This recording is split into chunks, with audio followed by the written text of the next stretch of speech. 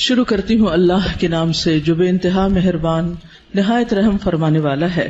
علم کیا نہیں، نشرح ہم نے کھول دیا، لکا آپ کے لیے، صدرک سینہ آپ کا، ووضعنا اور اتار دیا ہم نے، عنکا آپ سے، وزرک بوجھ آپ کا، الذی وہ جس نے، انقضا توڑ دی تھی، ظہرک کمر آپ کی، ورفعنا اور بلند کیا ہم نے، لکا آپ کے لیے، ذکرک ذکر آپ کا، فإن پس یقیناً، مع ساتھ، العسری تنگی کے، یسرا آسانی ہے، ان یقیناً، مع ساتھ، العسری تنگی کے، یسرا آسانی ہے، فإذا پس جب، فرغتا فارغ ہو جائیں آپ، فانصب تو محنت کیجئے، وإلی ربک اور طرف اپنے رب کے، فرغب پس رغبت کیجئے۔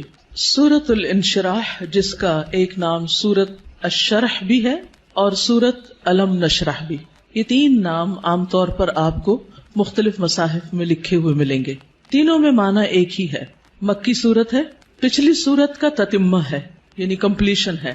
بعض کے خیال میں یہ دونوں ایک ہی سورت ہے، لیکن حقیقت یہ ہے کہ دونوں الگ الگ صورتیں ہیں، سورۃ الضحیٰ اور سورۃ الم نشرح۔ سورۃ الضحیٰ میں بھی رسول اللہ صلی اللہ علیہ وسلم پر اللہ سبحانہ وتعالیٰ کے انعامات کا ذکر ہے، اور اس سورت میں بھی آپ صلی اللہ علیہ وسلم پر اللہ سبحانہ وتعالیٰ نے جو انعامات کیے، احسانات کیے، ان کا ذکر ہے۔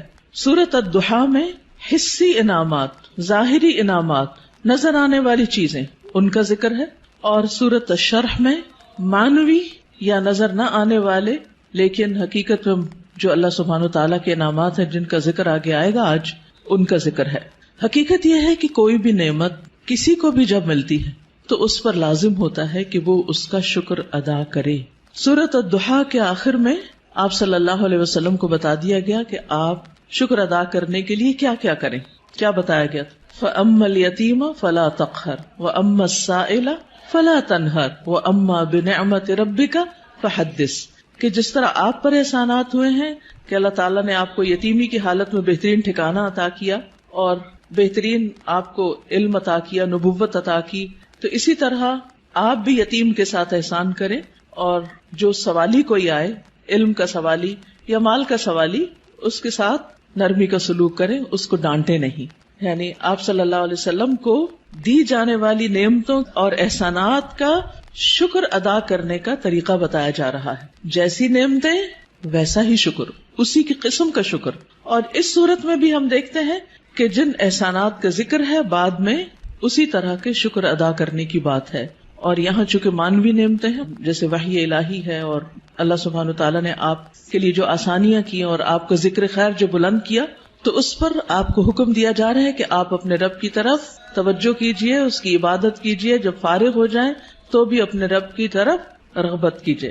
انسان جب کسی بھی نعمت کا شکر ادا کرتا ہے تو اللہ تعالیٰ کا وعدہ ہے کہ وہ اس نعمت کو بڑھا دیتا ہے اور زیادہ عطا کرتا ہے۔ ہمیں بھی اللہ تعالیٰ نے مختلف طرح کی نعمتیں اور ٹیلنٹس دے رکھے ہیں، بعض اوقات ہم اپنے ان ٹیلنٹس کو فل کیپیسٹی میں استعمال نہیں کرتے، نتیجہ کیا ہوتا ہے؟ ہماری صلاحیتوں کو زنگ لگ جاتا ہے۔ لیکن جتنا زیادہ ہم ان کو استعمال کرنے لگتے ہیں، جتنا زیادہ ہم ان کو دینے لگتے ہیں، اور خاص طور پر اگر کوئی شخص دین کی دعوت دینے والا ہو یا تعلیم دینے والا ہو، تو ایک استاد یا ایک داعی جتنا زیادہ اپنے مدعو کے ساتھ یا اپنے طالب علم کے ساتھ، اسٹوڈنٹ کے ساتھ محنت کرتا ہے، اس کے لیے قربانی کرتا ہے، اس کو سکھانے کی اور اس کو دینے کی کوشش کرتا ہے، تو اس کا علم اور تجربہ اتنا زیادہ بڑھتا چلا جاتا ہے۔ نہ صرف یہ کہ علم اور تجربہ بڑھتا ہے، بلکہ شاگردوں کے دل میں اس کے لیے محبت اور اس کے لیے رسپیکٹ اور اس کی قدر کا جذبہ بھی اسی طرح بڑھتا ہے۔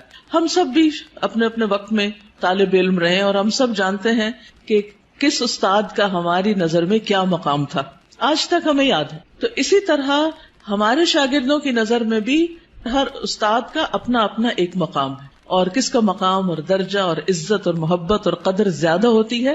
جو اپنے شاگردوں کے لیے جتنا زیادہ مخلص ہوتا ہے، وہ علم دینے کے کام کو یا نبوت کا کام کو پیشہ نہیں ہوتا۔ یہ ایک اللہ سبحانہ وتعالیٰ کی نعمت کا، اللہ تعالیٰ کے اس احسان کا کہ اس نے ہمیں یہ سب کچھ عطا کیا، اس کا شکر ادا کرنا ہوتا ہے، اظہار نعمت کرنا ہوتا ہے، اس کو شیئر کرنا ہوتا ہے، دوسروں کے ساتھ بانٹنا ہوتا ہے. اور انسانوں کی تعلیم و تربیت اور انسانوں کو کچھ بنانا یہ دنیا کا سب سے بڑا کام ہے. کیونکہ مادی چیزیں، پتھر توڑ کے گھر بنانا، کوٹ کے بجری سڑکیں بنانا، یہ بھی ایک کام ہے جو نظر آنے والی چیزیں ہیں، لیکن وہ تو ہمارے لیے مسخر ہیں، مطیع ہیں، فرما بردار ہیں. ہم جہاں چاہیں ان کو لگا دیں، جس طرح چاہیں ان کو رکھ دیں. لیکن انسان اتنی آسانی سے بات سننے والے نہیں ہوتے. ان کو مولڈ کرنا اور ان کو گھڑنا اور ان کو کچھ بنانا اور ان کو سنوارنا اور ان کو نکھارنا، جو نبی صلی اللہ علیہ وسلم کے فرائض منصبی میں سے تھا. اور یہی آپ کے بعد ہر استاد کی ذمہ داری ہے کہ وہ طالب علموں کو صرف انفارمیشن ٹرانسفر کرنے والا نہ ہو، بلکہ ان کے اندر کے پوٹینشل کو، ان کی صلاحیت کو، ان کے اندر پائی جانے والی مختلف جو قوتیں ہیں ان کو نکھارنے اور معاشرے کے لیے اور خود اس شخص کے لیے زیادہ سے زیادہ مفید بنانے والی. اور یہ کام والدین کے بعد استاد ہی کرتا ہے، اور یہ اس کی بہت بڑی ذمہ داری ہوتی. تو اس پس منظر کو سامنے رکھتے ہوئے ہم اس سورت کا انشاءاللہ مطالعہ کریں گے کہ ہمیں کیا کرنا ہے. سوال یہ پیدا ہوتا ہے کہ کیا یہ احکامات جو اس سورت کے اندر آئے ہیں صرف نبی صلی اللہ علیہ وسلم کے لیے خاص ہیں، یا اس کے بعد ان لوگوں کے لیے بھی جو آپ کے طریقے پر چلنے والے ہوں اور آپ ہی کے کام کو آگے لے کر بڑھنے والے ہوں. تو حقیقت یہ ہے کہ یہ سب کے لیے ہیں، آپ کے لیے خاص اور ہمارے لیے عمومی طور پر. تو آئیے دیکھتے ہیں سورت کو. اللہ سبحانہ وتعالیٰ فرماتے ہیں الم نشرح لک صدرک. الم کیا نہیں، سوالیہ انداز ہے اور یہ یقیناً کے معنوں میں ہے، قد کے معنوں میں. نشرح ہم نے کھول دیا. شرح کا لفظ ہوتا ہے کسی چیز کو چھوٹے چھوٹے ٹکڑے کر کے، جیسے گوشت ہے تو گوشت کے چھوٹے چھوٹے سلائسز کرنا، اس کو کاٹنا. تشریح سرجری کے لیے بھی آتا ہے. الم نشرح کیا ہم نے کھول نہیں دیا، لکا آپ کے لیے، آپ کی خاطر، کیا صدرک آپ کا سینہ، کیا ہم نے آپ کی خاطر، آپ کے لیے آپ کا سینہ کھول نہیں دیا، آپ کے دل کی تنگی کو دور نہیں کر دیا. اگر دیکھا جائے تو دنیا میں پائی جانے والی نعمتوں میں سے سب سے بڑی نعمت یہ ہے کہ انسان کو شرح صدر، سینے کی وسعت، دل کی وسعت، دل کا اطمینان نصیب ہو. ڈپریشن کیا ہے؟ دل کا گھٹنا، سینے کا تنگ ہونا، اندر کی تنگی، شح، بخل، انسان کے اندر کی ایسی کیفیات کہ نہ وہ اپنے سے راضی اور خوش اور نہ کسی اور سے. اللہ سبحانہ وتعالیٰ نے ہمارے دل کو ہر چیز سے مختلف بنایا ہے. باقی جتنی بھی چیزیں ہیں ان میں جب ہم کچھ ڈالتے ہیں تو وہ بھر جاتی ہیں، تنگ ہو جاتی ہیں. لیکن دل اگر نرم ہو تو اس میں جتنی بھی علم اور حکمت اور خیر کی چیزیں ڈالی جائیں وہ اتنا ہی زیادہ وسیع ہوتا چلا جاتا ہے، اتنا ہی زیادہ کھلتا چلا جاتا ہے، اتنا ہی اس میں انبساط آتا ہے، اتنی ہی زیادہ اس میں خوشی اور اطمینان آتا ہے. تو یہ ایک بہت بڑی نعمت ہے، اور یہ مانوی نعمت ہوتی ہے، ٹینجیبل نہیں ہوتی کہ آپ چھو کے دیکھ سکیں کہ کیا ہے. پچھلی صورت میں ٹینجیبل نعمتیں تھیں، لیکن یہاں مانوی نعمتوں کا ذکر ہے. الم نشرح لک صدرک، کیا ہم نے آپ کے لیے آپ کا سینہ کھول نہیں دیا. جب سینہ کھلتا ہے تو مشکل سے مشکل، پیچیدہ سے پیچیدہ اور کمپلیکیٹڈ معاملات سمجھ میں آنے لگتے ہیں. انسان چیزوں کی تہ تک پہنچنے لگتا ہے، اس کو گہرائی نصیب ہوتی ہے، اس میں وزڈم آتی ہے، اس میں ڈیپتھ آتی ہے، اور انسان دور تک سوچنے لگتا ہے. ابراہیم علیہ السلام کا ویژن آپ دیکھیں کہ انہوں نے نبی صلی اللہ علیہ وسلم کے بھیجے جانے کے لیے دعا کی تھی 2500 سال پہلے. وہ کیسے، ان کو یہ ضرورت کیوں محسوس ہو گئی، اور انہوں نے اپنی دعا میں یہ دعا کیوں شامل کی کہ اللہ ان کے اندر سے ایک شخص ایسا اٹھانا جو ان کی تعلیم و تربیت کرے. ہم ایسی بات کیوں نہیں سوچتے، ہمیں ایسے خواب کیوں نہیں نظر آتے؟ اس لیے کہ ہم صرف اپنی ہی ذات کے گرد گھومتے ہیں. سیلفش، دل چھوٹا ہے، نظر کوتا ہے، تنگ ہے، شارٹ سائٹڈ ہے، دور کی چیزوں کو نہیں دیکھ پاتے، صرف قریب کے فائدوں کو دیکھتے ہیں.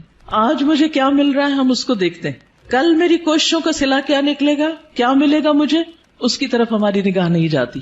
لہٰذا جو لوگ شارٹ ٹرم گولز کے لیے کام کرتے ہیں وہ کوئی بڑا کام کبھی بھی نہیں کر سکتے، اور جو لوگ دور تک سوچتے ہیں، اور وہ وہی سوچتے ہیں جن کے اندر وسعت ہوتی، جن کا دل بڑا ہوتا ہے، جن کی نگاہ دور تک دیکھتی ہے. تو الم نشرح لک صدرک، کیا ہم نے آپ کے لیے آپ کا سینہ کھول نہیں دیا.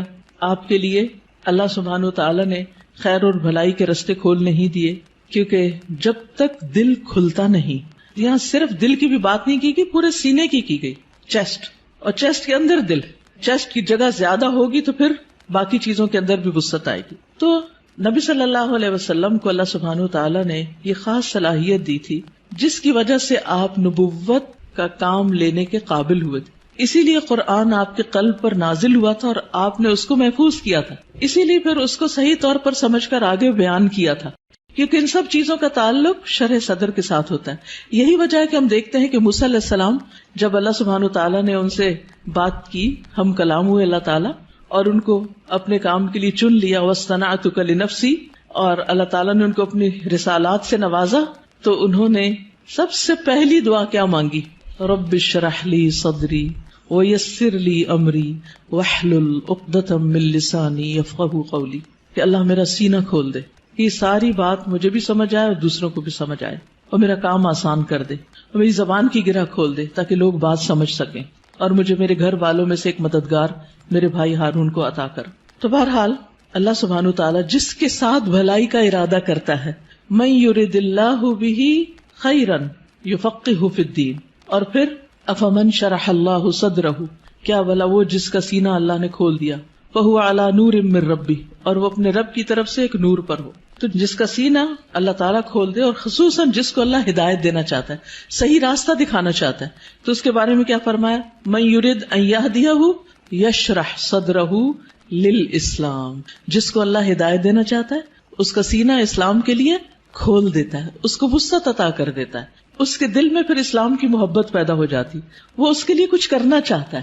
اور ساری قربانیاں اس کے بعد ہی ہوتی ہیں جب انسان کا سینہ کھل جاتا ہے. اور پھر آپ دیکھیں کہ سینہ تنگ کب ہوتا ہے، دل تنگ کب ہوتا ہے؟ جب لوگ ہم پہ باتیں کرتے ہیں، جب لوگ ہمیں ہرٹ کرتے ہیں، تو پھر ان کی طرف سے ہمارا دل تنگ ہو جاتا، پھر ہم معاف نہیں کر سکتے، پھر ہم اپنے دل میں حسد اور بغض اور ان چیزوں کو بھر لیتے ہیں، پھر ہم ان لوگوں کے ساتھ خیر اور بھلائی نہیں کر سکتے. لیکن آپ دیکھیے کہ پیغمبروں کو لوگوں نے کون سا لقب ہے جو نہیں دیا، ساحر، کاہن، مجنون، شاعر، نہ جانے کیا کچھ، لیکن کیا انہوں نے ان باتوں کو دل میں رکھا اور لوگوں سے انتقام لیے اور جوابی کارروائیاں کی، یا ان کو معاف کر کے پھر بھی ان کی ہدایت کی دعائیں کرتے رہے؟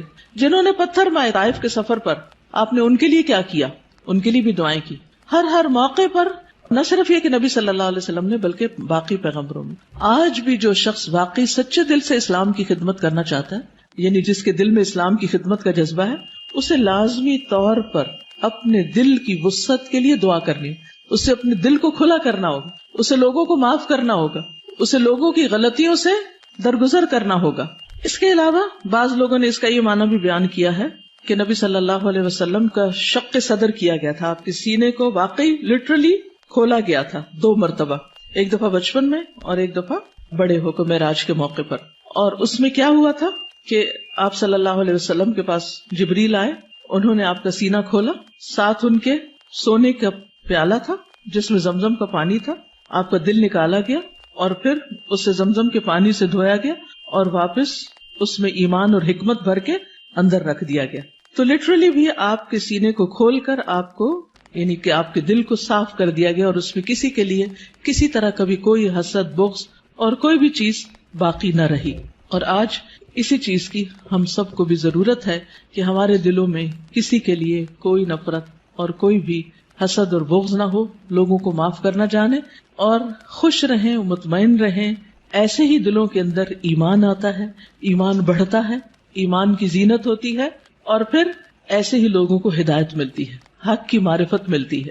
تو الم نشرح لک صدرک، جب سینہ کھلتا ہے تو انسان تقدیر پر بھی راضی ہو جاتا ہے. انسان چھوٹی چھوٹی باتوں کو لے کے بیٹھ نہیں جاتا، انسان اپنے وقت کو ضائع نہیں کرتا، انسان تقدیر پر راضی ہو جاتا ہے. انسان کا پھر عبادت میں دل لگتا ہے، عبادت کی طرف لپکتا ہے، عبادت کی طرف دوڑتا ہے. نماز پھر قرۃ عین لگتی ہے، آنکھوں کی ٹھنڈک لگتی، نماز پھر بوجھ نہیں لگتی. اللہ تعالیٰ کے کسی بھی حکم کو اپنانا مشکل نہیں لگتا، اور یہ صرف اس وقت ہوتا ہے جب انسان کا سینہ کھل جاتا ہے. الم نشرح لک صدرک، اور پھر کوئی بات سمجھنے میں رکاوٹ نہیں آتی.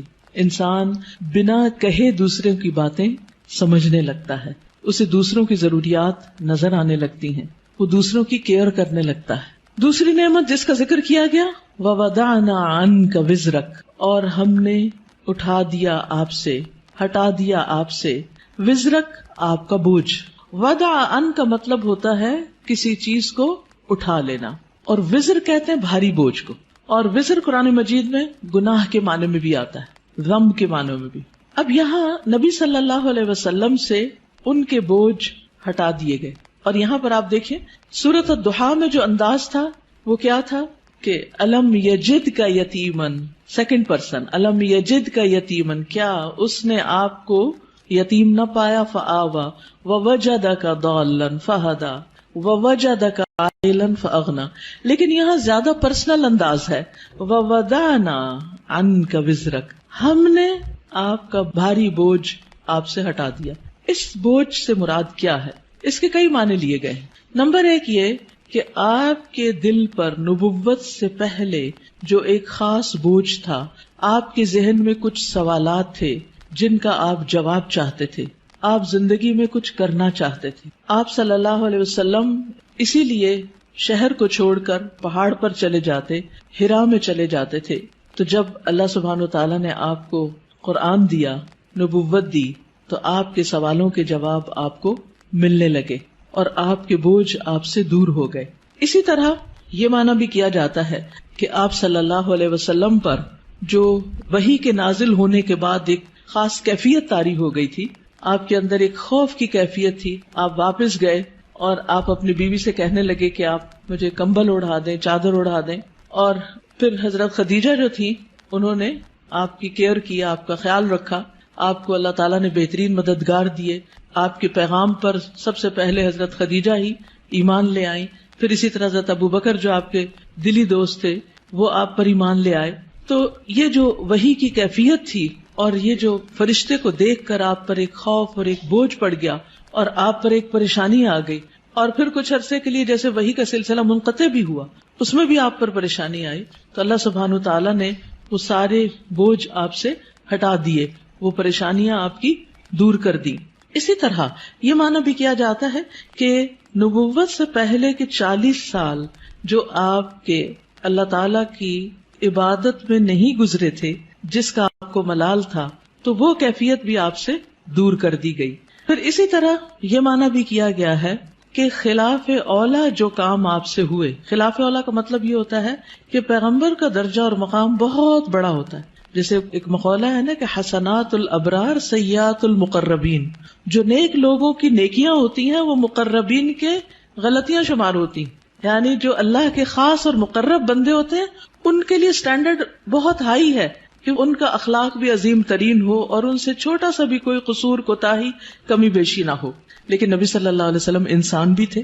جیسے عبس وتولی میں آیا کہ ایک شخص آپ کے پاس آیا کچھ پوچھنے کے لیے، آپ نے تھوڑی سی اس سے بے رخی برتی. تو یہ بے رخی کیا تھی؟ یہ اللہ سبحانہ وتعالیٰ کی نگاہ میں ایک قصور تھا آپ کا. تو وزر کا معنی قصور بھی کیا گیا ہے. تو اللہ تعالیٰ نے وہ بھی آپ کا اگلے پچھلے سب قصور معاف کر دیے اور آپ کے بوجھ آپ سے ہٹا دیے. وَوَضَعْنَا عَنْكَ وِزْرَكَ الَّذِي أَنْقَضَ ظَهْرَكَ، وہ جس نے آپ کی کمر توڑ دی، یعنی آپ کو جس کا بہت زیادہ بوجھ محسوس ہوتا تھا. نقیض ہوتا ہے کسی چیز کو اس طرح توڑنا کہ اس میں سے کڑکڑانے کی آواز ہو، یعنی کڑکڑاہٹ. جیسے چارپائی کے اوپر اگر زیادہ لوگ بیٹھ جائیں تو کیا ہوتا ہے، یا کبھی کرسی کے اوپر کوئی بھاری شخص بیٹھ جائے تو اس کے اندر سے جو آواز نکلتی ہے نا، تو وہ کیا کہلاتی ہے؟ نقیض کہلاتی ہے. تو انقض ظہرک یعنی جس نے آپ کی پیٹھ کو بوجھل کر دیا تھا. آپ کے اوپر ایسی ذمہ داری آ پڑی تھی کہ آپ اس کی وجہ سے بہت دبے ہوئے یا آپ بہت اس کی وجہ سے بوجھل محسوس کر رہے تھے. تو اللہ سبحانہ تعالیٰ نے وہ بھی آپ سے دور کر دیا. وَرَفَعْنَا لَكَ ذِكْرَكَ، اور آپ کا ذکر خیر بلند کر دیا، یعنی آپ کو شہرت عطا کی، آپ کو بلندی عطا کی. نہ صرف یہ کہ آپ کو، بلکہ آپ کے ذکر کو، یعنی آپ کے نام کو، آپ کے مقام کو، آپ کے درجے کو بہت بلندی ملی. اور اس کے لیے ایک حدیث میں آتا ہے کہ نبی صلی اللہ علیہ وسلم نے فرمایا کہ جبریل علیہ السلام میرے پاس آئے اور کہا کہ آپ کا رب کریم پوچھتا ہے کہ آپ کیا جانتے ہیں کہ میں نے آپ کے ذکر کو کس طرح بلند کیا ہے؟ رفعنا لک ذکرک کیسے ہوا؟ میں نے جواب دیا کہ اس حقیقت کو اللہ تعالیٰ ہی بہتر جانتے ہیں. تو اللہ تعالیٰ نے فرمایا کہ آپ کے ذکر کی بلندی کی کیفیت یہ ہے کہ جہاں میرا ذکر کیا جائے گا وہاں آپ کا بھی ذکر کیا جائے گا، یعنی نبی صلی اللہ علیہ وسلم کا ذکر بھی. اب اسی لیے ہم دیکھتے ہیں کہ جب ایک شخص مسلمان ہوتا ہے تو کیا پڑھتا ہے؟ لا الہ الا اللہ اور محمد الرسول اللہ، یعنی اسلام میں انٹر ہونے کے لیے جو کلمہ پڑھا جاتا ہے. اسی طرح اشہد ان لا الہ الا اللہ و اشہد ان محمدا عبدہ و رسولہ. پھر اسی طرح آپ دیکھیے کہ 5 وقت جو نماز ہوتی آذان، اس میں اشہد ان لا الہ الا اللہ و اشہد ان محمد الرسول اللہ. پھر نماز میں تحیات اور پھر اس کے بعد درود شریف، اس میں بھی نبی صلی اللہ علیہ وسلم کا ذکر ہوتا ہے. پھر اسی طرح جب بھی جہاں بھی جو بھی آپ کا نام لے، ساتھ آپ کے اوپر درود و سلام بھیجے، پڑھنے والا بھی اور سننے والا بھی.